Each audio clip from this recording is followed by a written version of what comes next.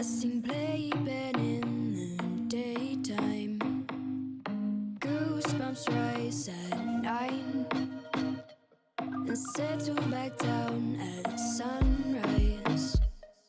Cut the cord at noon and say you'll be back soon. Tut-tut, no worries, please get back early. Head out with champagne and dresses and let's get girly.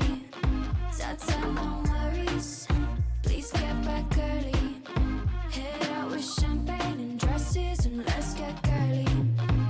It's some booze, fuel teenage ground, running from pub to club like bloodhounds, from 10 till 6 a.m. and no one knows how to stop them. Hold the drinks I won and help the one who's gone. Tut-tut, no worries, please get back early. Head out with champagne and dresses and let's get girly. Tut-tut, no worries, please get back early. Head out with champagne and dresses and let's get girly.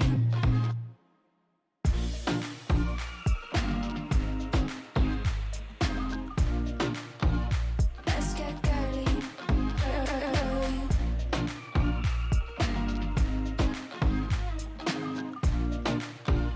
Let's get girly.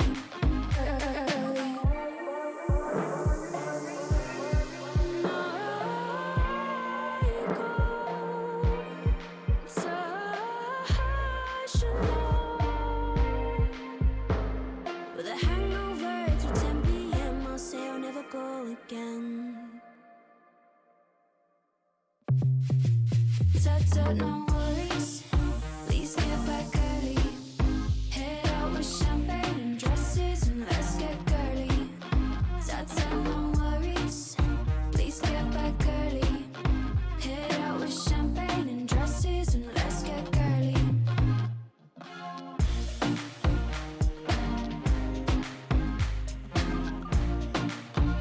Let's get girly.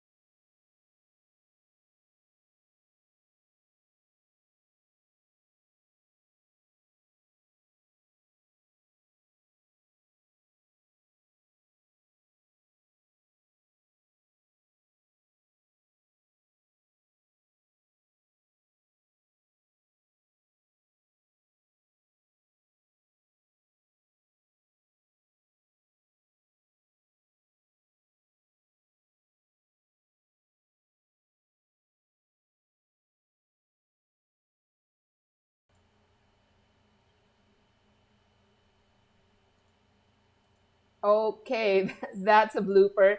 Sorry.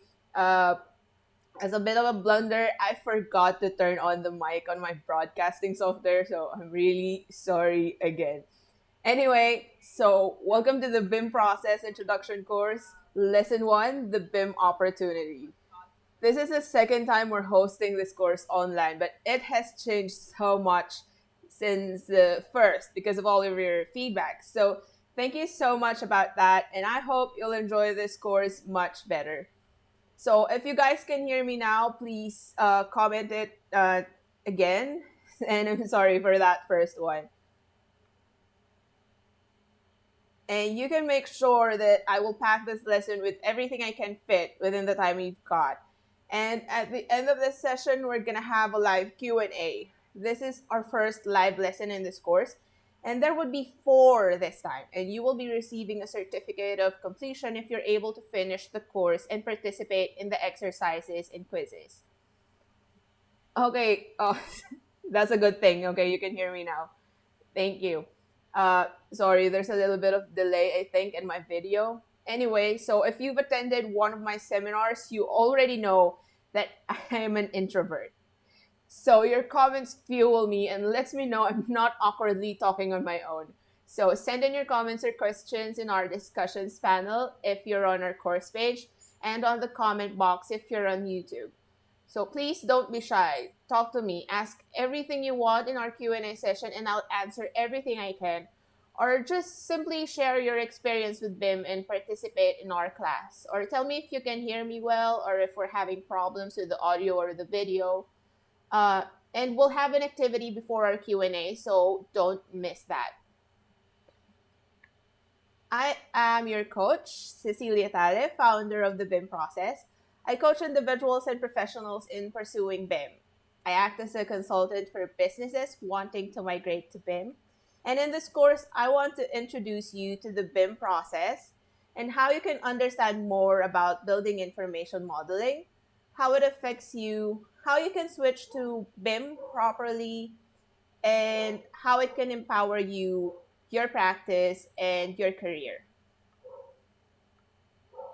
I know it's overwhelming to even think about change, about learning new things, and the thought of jumping to new heights is quite scary. That it's probably one of the things that's keeping you from pushing your career forward. And I also know that you are not using your potential properly because of that.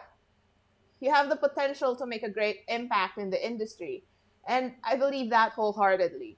That's why I'm here not only to teach you BIM, but to help you make the most out of your potential.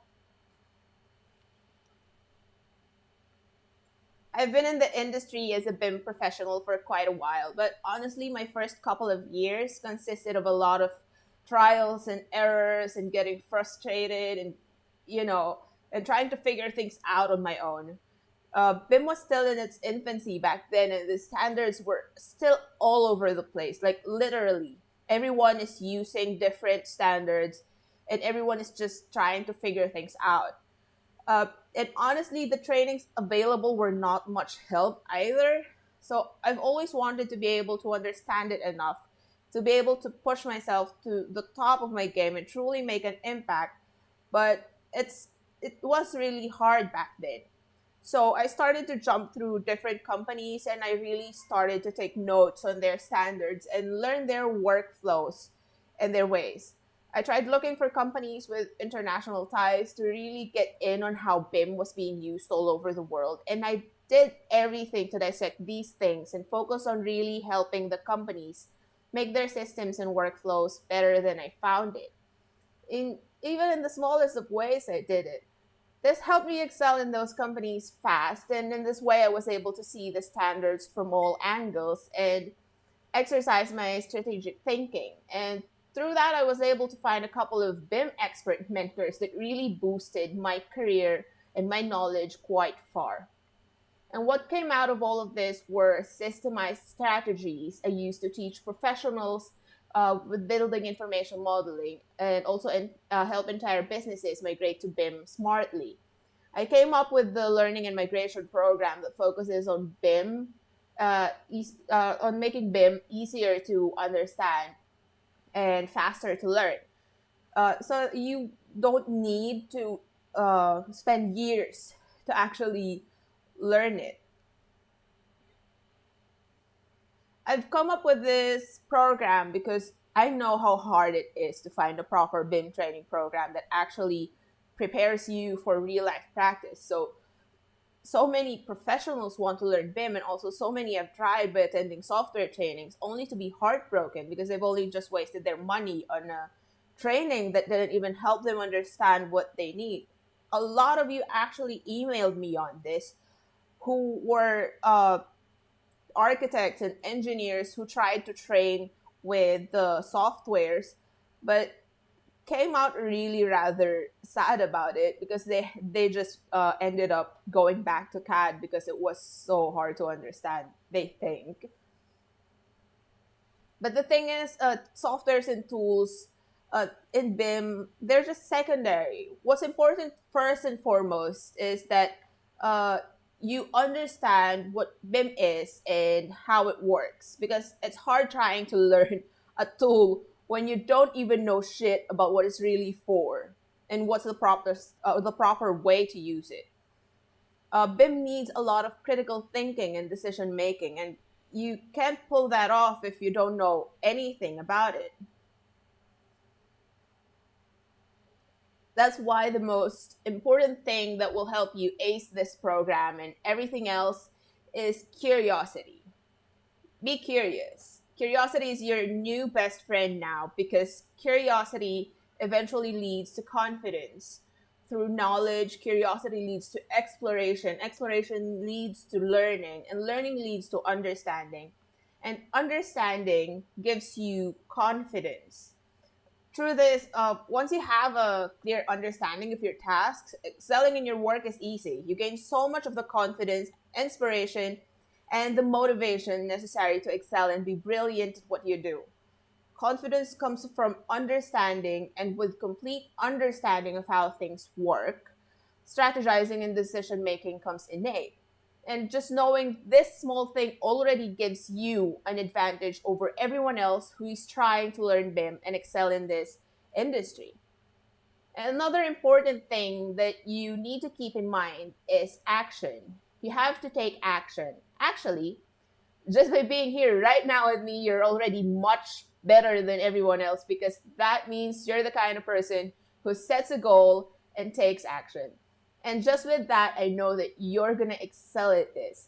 Because although my method of teaching is efficient, systemized, actionable, and easier to digest, it's still your action that will help you achieve your goals. I mean, you just have to keep showing up, watch the lessons, do the homework, take the quizzes, follow the tasks, and keep taking action. You'll surely succeed. So don't worry about it one bit. Don't be scared. And as long as you stay curious, be willing enough to keep learning and keep showing up to take action, I got your back. I'm with you every step of the way. And I know you'll surely ace BIM, and you will surely be brilliant at your career. Now that you're ready with your two best tools, let's start learning about BIM. And again, if you have any questions or any comments or just anything to share, you can just comment it on our live chat on YouTube, or on the discussions page on the course section of the Thinkific course site where you enrolled. So let's start. What is BIM? BIM can mean three things. It could mean building information model, building information modeling, or building information management. In the simplest definition, BIM is the process of constructing a building virtually. Imagine where you have to do all the construction on a computer with a 3D model. That's basically what BIM is. A building information model is basically the virtual copy of the building to be constructed, but in its own way, it's more detailed, and it's way more than just that. A BIM model has embedded data inside every component. Every information in the project, such as specifications, manufacturer data, design data, profiles, types, facing, uses, functions, and lots more depending on what's needed in the project. That is the I in BIM. It means information. It's the process of modeling and managing the building information. And if done correctly, you will be able to automate tasks such as making construction schedules, cost estimates, procurement plans, and design calculations. You can also perform other crucial tasks such as clash detection, design simulations, climate analysis, structural analysis, systems analysis, energy performance, cost simulations, and construction simulations. So that's a lot of automation for just a single model with lots of information. But there's something else I want to tell you about BIM. BIM is not a software. It's not just one software. It's not just Revit or Tekla or Bentley or SolidWorks. It's not a single software. It's a process that uses several different softwares to be able to construct a building virtually and automate different tasks. It could also simulate different options and prevent mistakes. Just imagine graphic design. It's a creation process. And Adobe Illustrator or Photoshop isn't graphic design. You can't automatically call yourself a graphic designer just because you know Illustrator. And everybody gets that. So it's the same with BIM. And why am I so intent on telling you what BIM is and what it's not? It's because if you keep thinking of BIM as just a software, you're going to be so limited by only what that software can do or your basic understanding of what that software does. Instead, if you learn the whole process of BIM, you're going to have a good understanding of what you can pull off with this process and the many different ways you can use and combine functionalities of the different softwares. In this way, you will also be more open to learn and integrate every new innovation that comes out of your job as a BIM expert. I want you to dig deeper and see the purpose of building information modeling. I know this all sounds so overwhelming right now, but don't worry. As we go through our lessons, I'll help you understand it more. If you have any thoughts while we discuss, do share it through our comments. We're all here together. Lately, more and more clients ask for BIM, so more and more companies are being pushed to make the switch. Imagine the old days where all drawings were done manually and CAD appeared and everyone was forced to switch to CAD, even if it needed a lot of training and investment. It's quite the same thing that's happening right now. And as designers, it's always been our responsibility to provide our clients with the best built environment we can. And we have the responsibility to embrace and explore every new technology so we can stretch the possibilities to make better designs and provide greater experience for all the users of our masterpiece. I mean, we have to take pride in our work, and just like our great Zaha Hadid, we should use every resource available to us, maximize it, make the impossible possible. Okay, so we're getting more comments. Thank you. I'll read all of your comments later on our Q&A session. So just keep sending them. And another thing is, I mean, BIM makes our life easier. BIM is a better, smarter, more efficient, and faster solution. And it gives the project a system so it could grow in a collaborative way where it allows everyone to share the same vision of the project. BIM is not just a 3D model, it's a data model that allows designers to figure things out in their designs with great flexibility. It makes for great optimization by simulating different designs through design options, where you can test different forms, different materials, different specifications, all while being able to calculate costs and time for these options. And it also gives the means to exchange views, details, and communicate with stakeholders better and faster. This makes for easier decision making in design, construction, management, and finance. And BIM is not confined to the design and construction. It also allows the built asset owner to anticipate the asset management requirements. It equips owners and developers with the data needed to manage, change, or operate during the entire life cycle of the built asset.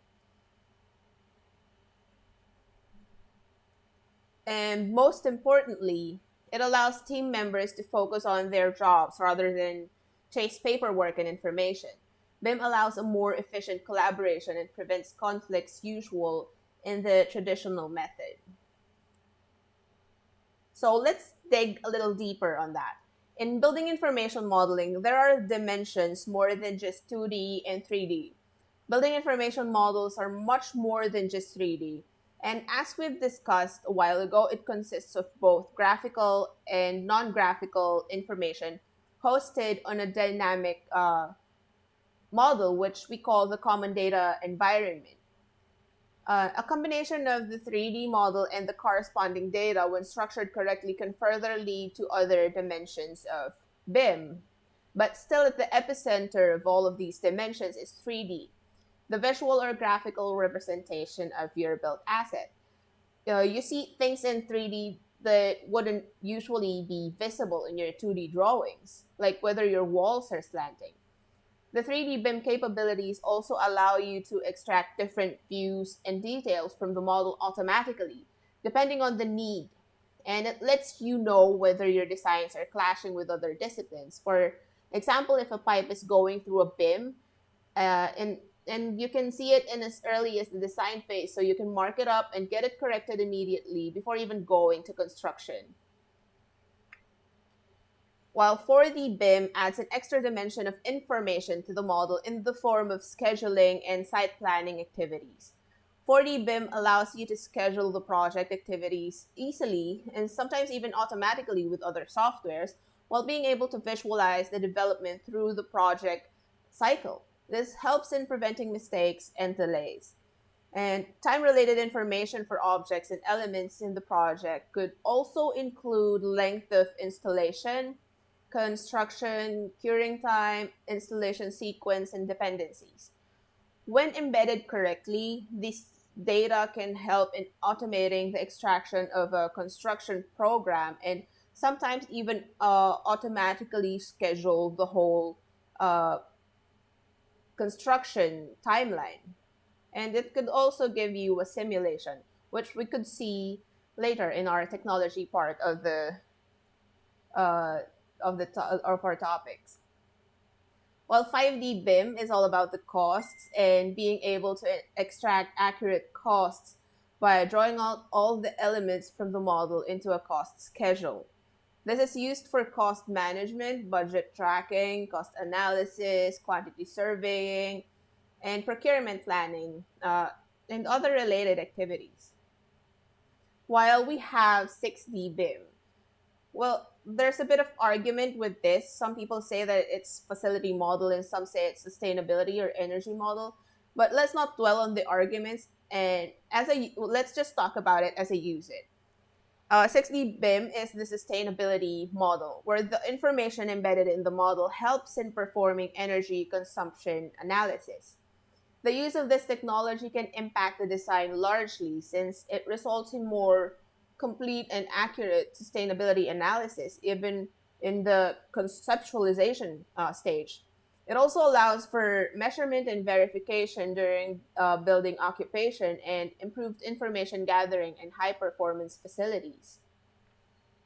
This is also the main reason why most industrial projects right now require BIM. And lastly, 7D BIM uh, is the life cycle facilities management. BIM doesn't stop when construction ends. Facility managers use the as-built information gathered from the design and construction process in the operations and maintenance of the facility throughout its life cycle. 7D BIM allows facility owners to extract and track the needed asset data whenever, which makes their management way easier. For it's also easier that they could track the parts replacement, optimization, and streamlining of their systems. And sometimes this model is even used for security management or building automation for smart buildings. But honestly, I know it all seems too daunting and overwhelming. So let's tap into your curiosity. I'll give you a neat little trick on how to understand these things easier and how you can be more open to technology. You see, along my journey, I also realized this. It's important that every one of us in the industry learn and know and observe and appreciate the technological advancements of every generation, not just the present or the future. We should look at the history of our processes because this way we will understand why we have the technology we have right now, why we should pursue and champion the use of these new innovations, and all the things that come out, the new softwares, the new applications. They're all invented and developed as tools to make our lives better and stretch out the possibilities and our capabilities. Your trick is to look back at the problems those developments were made to answer and try to understand the purpose of this new technology you're faced with. For example, in the old days, our seniors broke their backs trying to draft everything manually with complete mindfulness while drawing the lines, taking care not to make any mistake, and maintaining the correct lettering sizes. They also make perspectives manually through projection lines. And all this our seniors do while thinking that there is no undo button on any mistake. And any mistake will require them to do everything all over again. And as you know, this is why CAD was developed. Comparing to the old ways, it was such an advancement considering how much faster the drafting takes and how they don't have to waste efforts and resources on mistakes such since there's an undo button. It's easier to understand, right? So when you assess it in a place of sympathy, you appreciate more the possibilities and all the new technological advancements available to you. And you become more open to exploring these to maximize your potential. So you have to keep in mind that these new technologies are weapons developed especially for us to change reality and make the dreams possible. And we should not waste it. And as we said in our example, the best way to understand this development is by looking at the pain points, how the technology answers them. And so let's try it now. Let's discuss some of the new technologies in BIM. Well, mind you, I can't talk about every new tech and how it's being used. I talk hours and hours about that in my classes. But what we'll do right now is look at these new technology and try to understand them so we can then learn them as needed. And to make it a little bit easier to digest, we'll take our journey through the project lifecycle. There are three basic project lifecycle phases: the design phase, the construction phase, and the operation phase. And throughout this cycle, there are tons of problems to be solved. So let's see.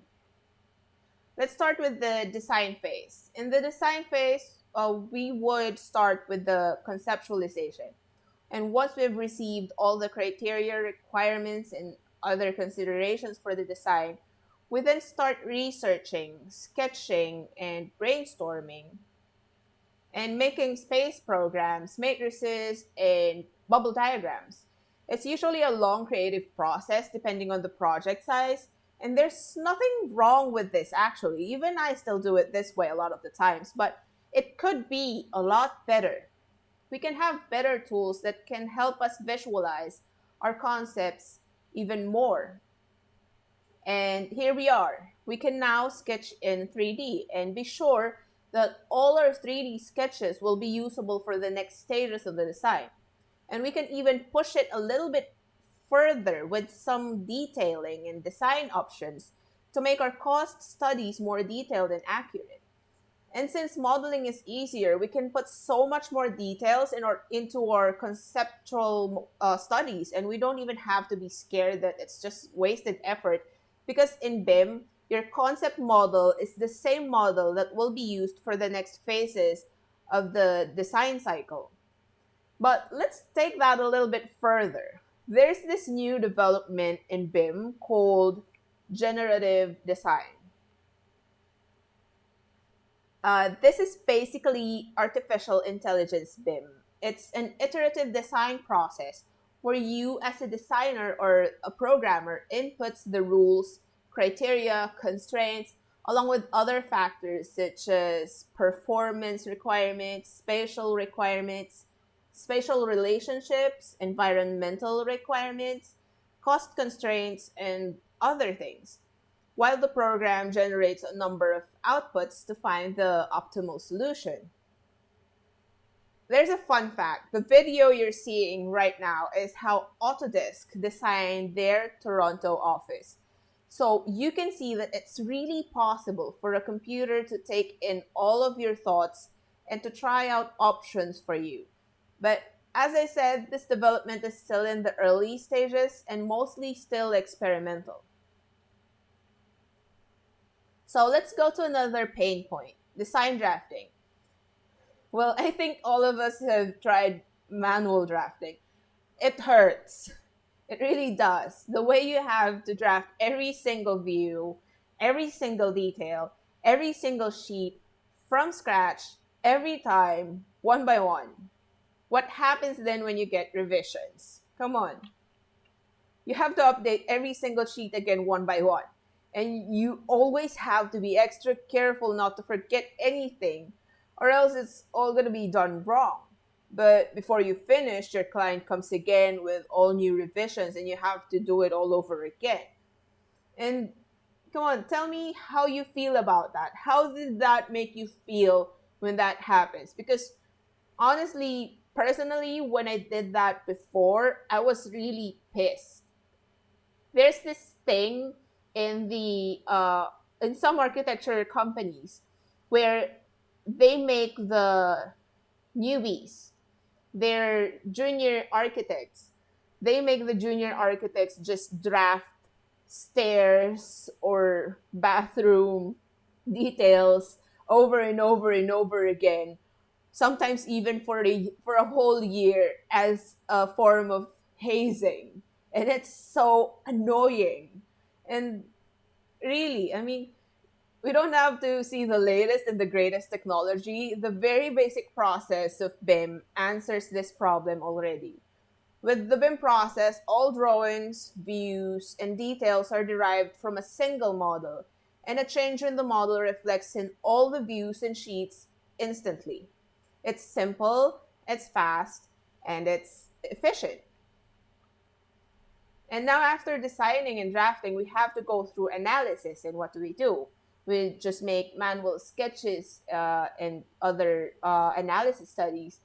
And it's a good exercise, but sometimes it's not really that accurate. While in BIM, we can let the program analyze our design with real life geolocation and weather conditions and other considerations we choose to input into our analysis. And with this kind of accuracy and simulation, we'll be able to optimize our designs easier, knowing all the input from the analysis. And you can analyze your designs at any point of the project, and even as early as conceptual modeling. And how about for structural analysis? What do? You grab a paper and start making your computations, or maybe do it in Excel. Or I know some uh, older engineers who just do it in their head, but sometimes it's still scary when they do that because you're not really sure if it's accurate or they're just trying out their experience. But I guess it's one of those techniques that you gain from having too much experience. Anyway, all that effort, but BIM gives you the power to test out different design options or materials while the program does the calculations and analysis. And after all that effort, you have to go through coordination. It was a very much disconnected process. The current coordination that we have, where you have to talk to every stakeholder one by one every time you get an issue with the design. And sometimes you'd even have to schedule them or just send over a markup for their approval, which takes a lot of time because they themselves have to coordinate manually with other disciplines involved. And it was a very long decision process for every revision. And I'm not even mentioning how team members sometimes have to wait on others to start. For example, how the structural and MEP engineers would always have to wait for the architect to have an almost final design before they can start. And then they do everything manually, only for the architect to say, well, I think I want it to look different. And it's annoying. This method is disengaged, laborious, and very prone to misinterpretation and shortcuts. But BIM helps us communicate. BIM helps all the project stakeholders work on, observe, and manage the project simultaneously and get all the information they need to process or study without bothering anyone, because all stakeholders basically have access to the common data environment, also known as the BIM platform. This platform have a lot of capabilities. Most, unless the project calls for it, are cloud-based with managed user access and ready and capable of hosting and combining different file formats. The BIM process is all about sharing information seamlessly. And honestly, it's a level of teamwork and efficiency that the AEC industry needs for a very long time. Now let's go to the construction phase. A problem in the construction planning, one of the biggest problem is the inefficient project planning. It affects the construction budget by a lot, to a point that it has really been a normal practice for construction companies for their protection to allot a large percentage of the project budget anticipating these mistakes when estimating costs. And most of the time, even with that kind of anticipation, a lot of major constructions still go over budget. And what about the mistakes? Bad coordination causes a lot of preventable mistakes. I mean, it's kind of stupid to think about it, but it actually really does happen. I mean, imagine seeing a cloud on your ceiling, or seeing a stairs that leads to nowhere. It actually does happen. It just looks a little bit stupid, and sometimes you think to yourself that, oh, easy to that's easy to see when you're in construction. It's not. These things actually really does happen a lot. Now let's see how these problems are answered in BIM. In BIM, you can schedule the whole project by phase. Schedule procurement for your material requirements week by week or day by day as you want it. You can also get all your quantities in minutes and also simulate the whole construction to anticipate any problems, and plan every major movement every step of the way. You can plan your whole construction to the tiniest detail in less time, as long as the models are done with that in mind. And it's really a much faster way and much more accurate way of planning the construction. And also, virtual reality technology allows the stakeholders to step inside the simulation we just did and see how the construction should go in real life. And this allows stakeholders to get a feel of the design and see the construction simulations virtually before deciding to start the construction. And during the construction, we have augmented reality. AR applications can accurately track your location inside the construction site. So you can also accurately overlay the BIM model over what's being built to make the inspection easier and the documentation faster and more accurate. So it gives you chance to actually really see what's going to be constructed versus what's already constructed. You can also measure automatically, and when there's any mistake, you can capture this data and share it instantly to other stakeholders. This prevents major structural errors.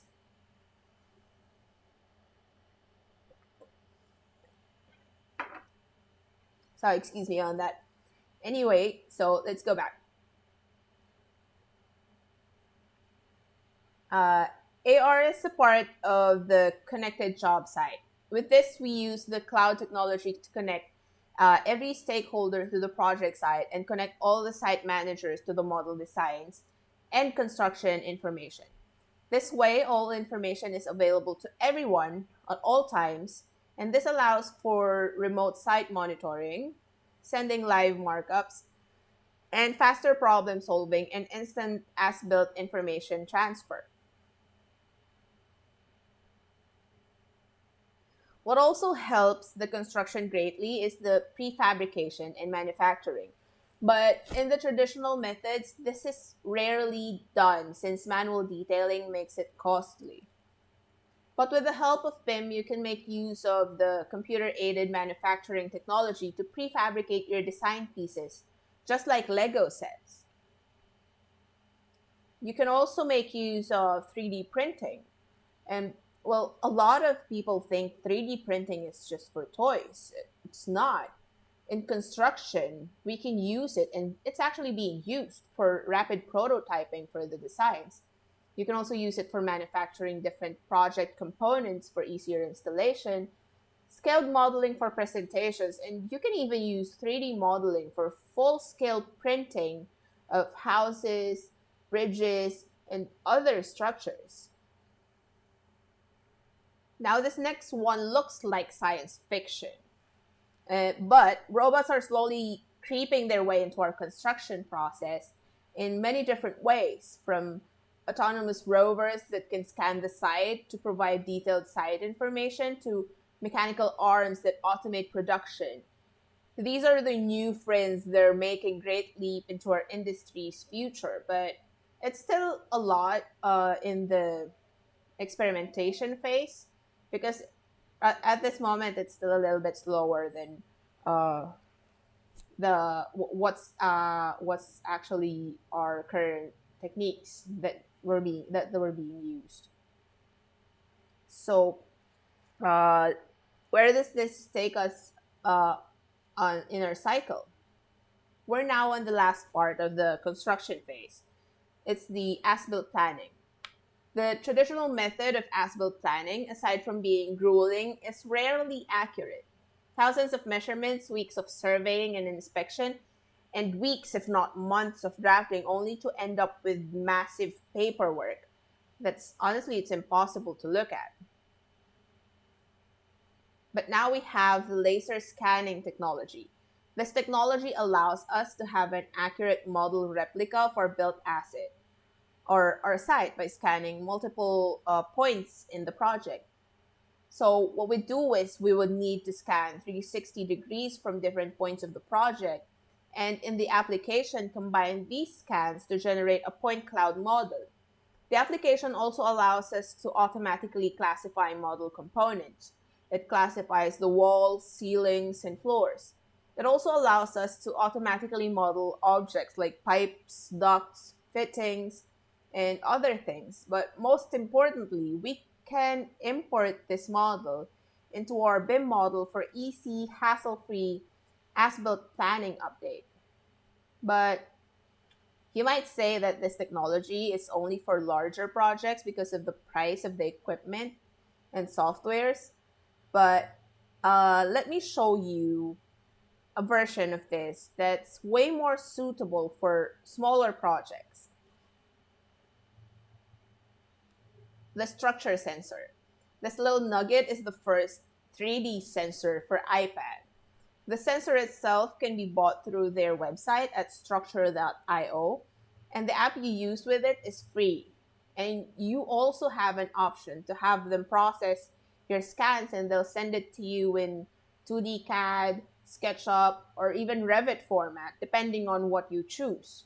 And this is great for small projects like fit outs or renovations or as built planning of small scale built assets. Now we're getting to our last pain point, which is mostly our client's pain. In the operation phase, when you give your client paperworks that weigh a ton, do you think they'll bother using it?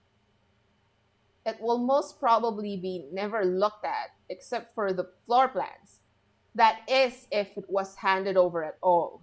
A lot of the times, facility data is not properly transferred to the client at the time of the handover because every part of the team is so preoccupied by all the other paperworks while finishing construction that updating facility data as it's being built is just pushed to the sidelines. And because of this, a lot of the data that comes up while in construction, it gets lost. So in reality, the owners don't really get much help from their designers for the facility operation. This is one of the biggest reasons why clients with bigger projects require BIM because they can use their BIM models and transform it to become facility information models or FIM that can help them run their facilities. And if you're even a mindful designer, you can already think about this in the project design stage. So you can incorporate this technology to design an intelligent built environment that makes the operation phase smarter, more efficient, environmentally friendly, and highly automated. So, getting all that information, you probably wondered, well, if everything is getting automated, where else would I fit? Wouldn't I be obsolete? Well, I will be talking more about this on our next lesson, where we will dive into how BIM transformed businesses and countries, what skills will become obsolete, the new roles you can pursue, and the different BIM specializations you can master. And I will also be talking about the different project case studies around the world where you will actually see how BIM was being used. But before we wrap up, I'd like to share my vision with you. I've always wanted to push the industry towards BIM because I believe that it's our purpose. I've been saying it over and over again because I really believe that it's our purpose as designers to make the world a better place, and it's our responsibility to explore every corner and use every available tool to make this happen. And with the knowledge I can give to you, you may be able to use it better and make a bigger impact than I ever will. And if you believe in my vision and you too share this purpose, I'd love for you to share the word about this free webinar to your friends, colleagues, classmates, and groups. Together, we can make a difference in our industry, and surely you can make an impact on the world by doing this because I know that there are lots of professionals in this industry who would really love to join in on our brigade and change their careers and disrupt the industry together with us. And I want to thank you for listening to our class so attentively. Be sure to leave comments or questions here in our video or on our course page so I can answer them in our Q&A session in a while. And if you're watching a replay of this course, no worries. I'll be hosting another live Q&A session for all the questions sent from the replays at the end of our course. So don't forget to leave your feedbacks, comments, and questions for me. We'll resume in a few minutes with our Q&A session. But for the meantime, I want you to do this exercise. This is counted in your certification. We'll be having a 10-minute break, so spend it visualizing your goals. Try to incorporate all the possibilities we've just discussed in your vision. Imagine knowing everything you need to know about those, and imagine gaining your much needed confidence to excel. And after you've done that, answer this question. What was your purpose for wanting to learn BIM before you came here? And did it change with what you just learned? How does your future self look like? And what was the best thing that stuck to you the most in this lesson? Comment it either on our live feed, on our YouTube page, or on the discussions panel or on our course page, or via email if you're shy. And remember, all your answers are valid. I'm looking forward to reading them. So take action. Remember, you're already ahead of everyone else just by taking action. So see you after our break. So we'll just have a 10-minute break right now.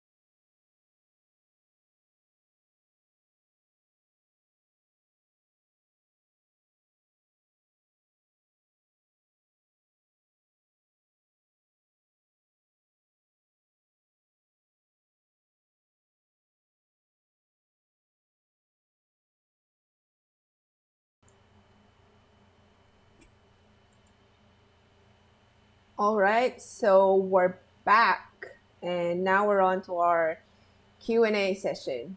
So let's see. I want to answer first uh, the questions that were sent to us via email. So here's one from this one. This one, he doesn't want his name to be dropped, but I think he's here with us. So okay, his question is, I'm already 8 years working in this company. I'm now in my 30s, and I'm very interested in a career switch to BIM, and I'm interested on what BIM career will bring to me. I just keep thinking, is it too late for me to migrate? Well, no, it's never too late to migrate. I've had friends and students who were decades in practice and were still able to migrate. It all depends on your willingness to learn and take action. Here's another question from Luis Alvarez. Why do engineers still rely on AutoCAD? Well, in fact, you can be working 100% in Revit, or I think he means BIM. Is this possible, or there are so many out there who will bash me for this statement? Transition is really difficult. Well, yeah, I get this question a lot too. We humans have the innate fear of change, and a lot of them just don't want to switch to BIM because they're so comfortable with what they already know, and they're scared of what's in it for them, or if it would still work for them, or if they can still learn it. Add to it that it's a little costly to invest in the softwares, and most of them don't see the actual value yet because a lot of them doesn't even know what BIM is or what the actual capabilities of BIM. So a lot of them also just needs a little push and a little education on what it can do. I've had a lot of engineer colleagues who can't switch to BIM just because they don't really know what it is. Honestly, we're too behind on this, and we really do need a lot of information dissemination because the truth is, at this point, even in the universities, they don't really talk much about the real capabilities of BIM. So sometimes they try to train their students in the softwares, but they don't really touch the real importance of BIM and the real scope and the real things that it could do, which is way more than just Revit.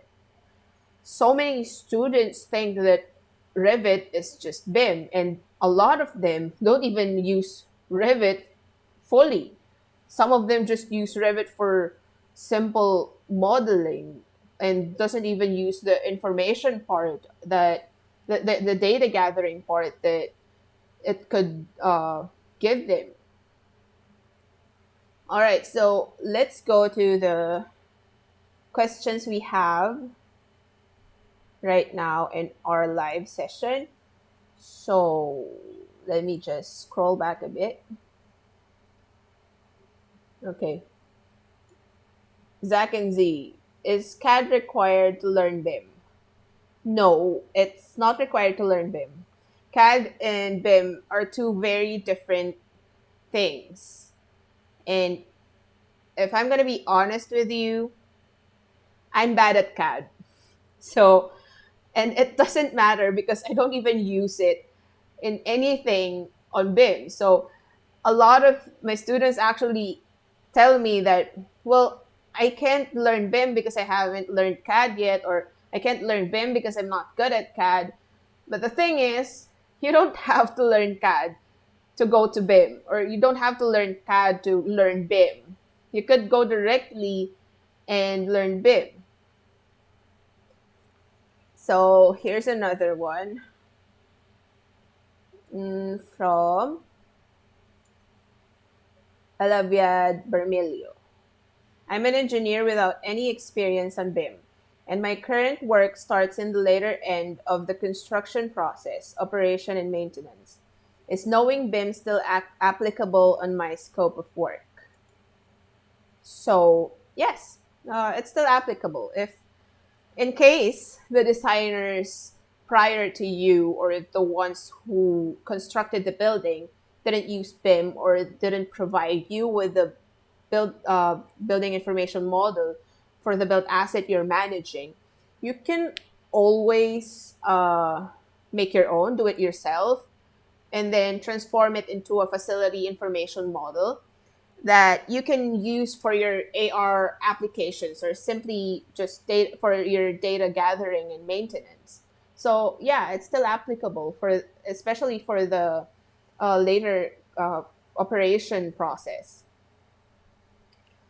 So here's another one from Ray Ochavillo. Sorry if I pronounced that wrong.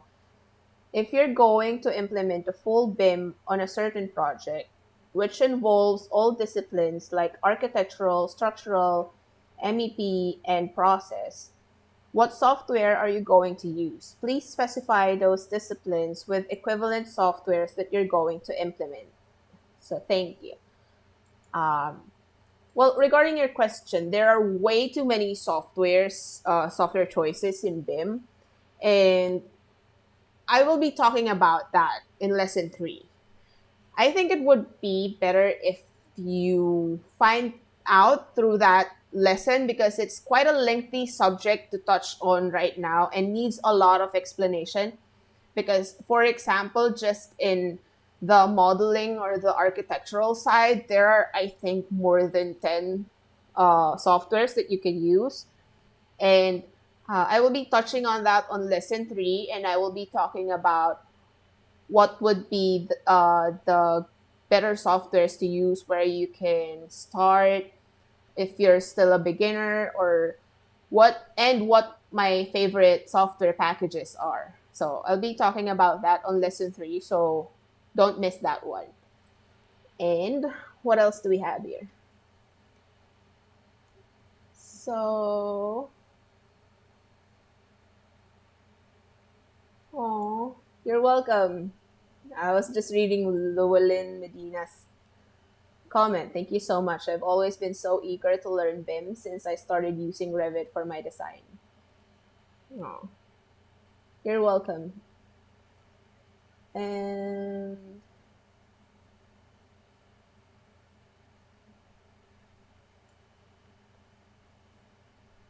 from Monica Garcia, it's going to be hard at the beginning, but with the growing need of this in the future, we don't have a choice but to level up our game. It's true.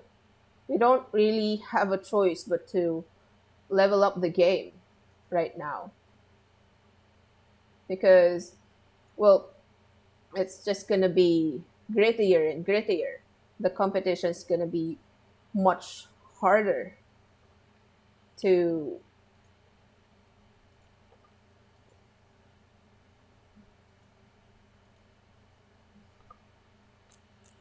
All right. So, are there any more questions for us right now?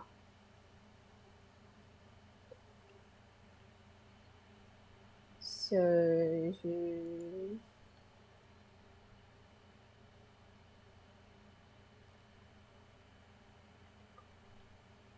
well, you have online lessons or videos posted about BIM lectures. Yes, I will have online lessons. I'm actually working on one other more advanced BIM course that I will be launching very soon. So I will be having the online lessons in my course page. So I'll be updating you with that soon. And also, this lesson is available on our uh, course site. If you haven't registered to that, you can go to thebimprocess.com. That's THEBIM process.com. And you can enroll in there and you can access all the lessons, the lesson replays in there.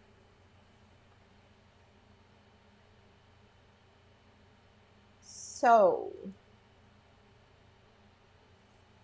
Is there anything else?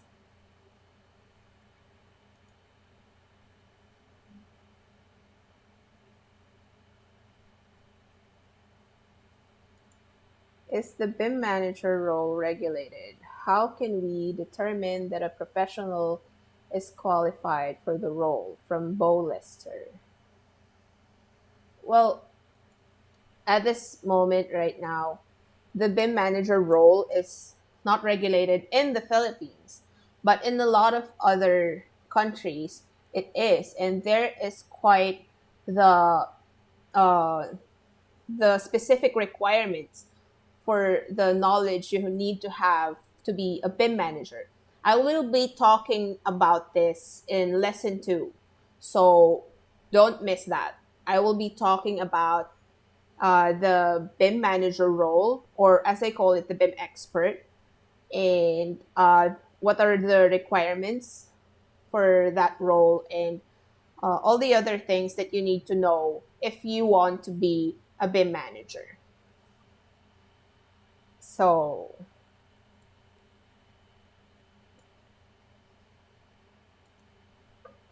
so I think there's no more questions in here. Anyway, if you have other questions, you can still send them over or comment it in this video or on our discussions page. I will still be hosting another Q&A session and on our next lesson, so I would be answering that in there. And that's it for our Q&A today and our lesson today. I hope you learned a lot in our lessons. And if you have any more questions, as I said, just send them over. And please, if you have any feedbacks on this course, do tell. I would love to hear from you and know how I can make this course better. Anyway, for now, I'm going to say goodbye, and I'll see you all on our next lesson on the 9th, October 9th. I think that's Wednesday, same time. So please subscribe to our YouTube channel. I will be uploading other career, business, and BIM tips soon after we finish all the lessons for this course. But for now, bye guys. See you on Wednesday, and thank you for being such great students.